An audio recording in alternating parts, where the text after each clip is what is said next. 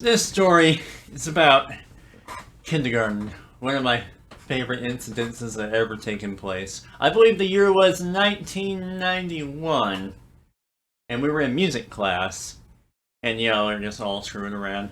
And in the back of the class, there was this kid sitting in a chair, and he was leaning back on it, and then the music teacher goes, "Oh, you should stop doing that. You're gonna hurt yourself." So she turns around, and then all of a sudden, we just hear a clank, boom. And then you hear, "Help me!" The dude folded himself up in the fucking chair. And she went over there to try to help him. And I guess that she slipped and dropped it, and it folded up even more on him. I've never forgotten that. Oh my god. So I believe the year was about 1993. And usually before school, before the first bell sounded off, everybody would be outside on the swing sets. This is in Liberal, by the way. I probably should say Liberal, Missouri. There we go. That way it's more specifying. Because we're on the swing set at the very end, facing the track and field. And my brother was right next to me, and his friend was next to him. I probably shouldn't have said anything. His name was Nicholas, okay? Nick was a dumb fuck. I'm gonna say his name anyway. Okay, so I'm just sitting on the swing. I'm not really swinging. I'm just kind of chilling.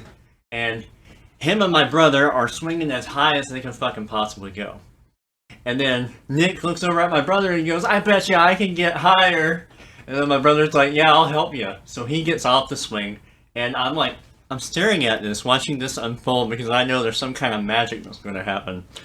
So my brother is shoving him as hard as he can go.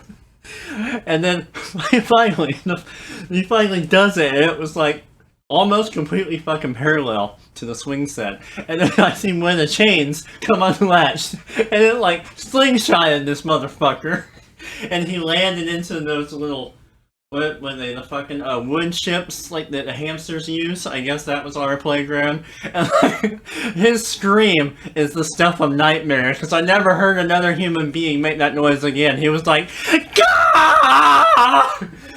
And then you heard a pop, and I guess he landed on his fucking ankle and snapped it. So my brother had to carry him to the office. Oh my god, that still haunts my dreams. So I learned the value of customer service back in the day by selling VHS. VHS tapes of hardcore pornography. I used to sell it back in school.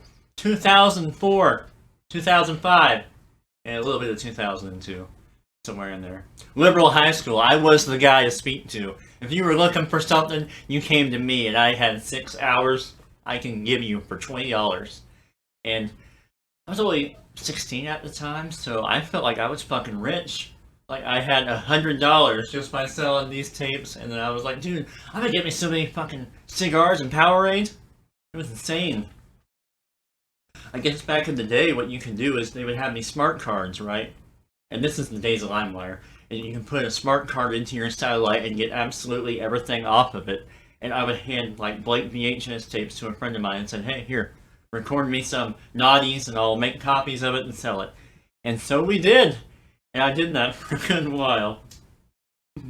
I can remember the names of those movies too. It was Kelly the Coed 1 and 2 and Erotic Obsession. And, well, those were the most popular to my customers. My most popular customers were football players and those in band practice, oddly enough.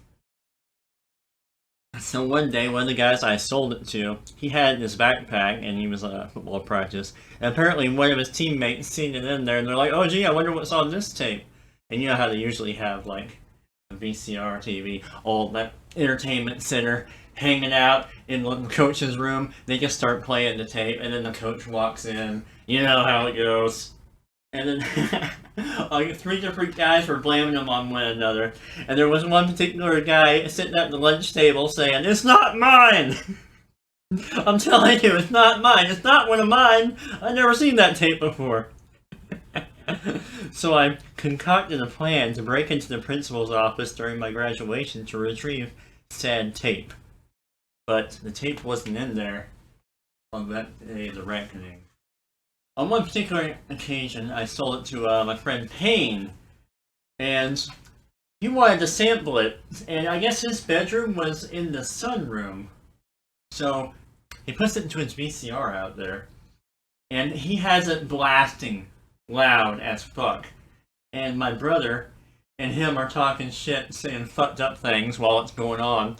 And then all of a sudden, the door flies open, and Payne's mother, she gets all up in our faces, and she's just staring at us as this hardcore porn is blasting and blaring.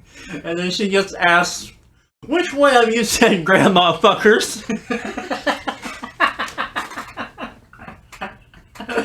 Oh, good times. Yeah, I sold Payne a few copies, too.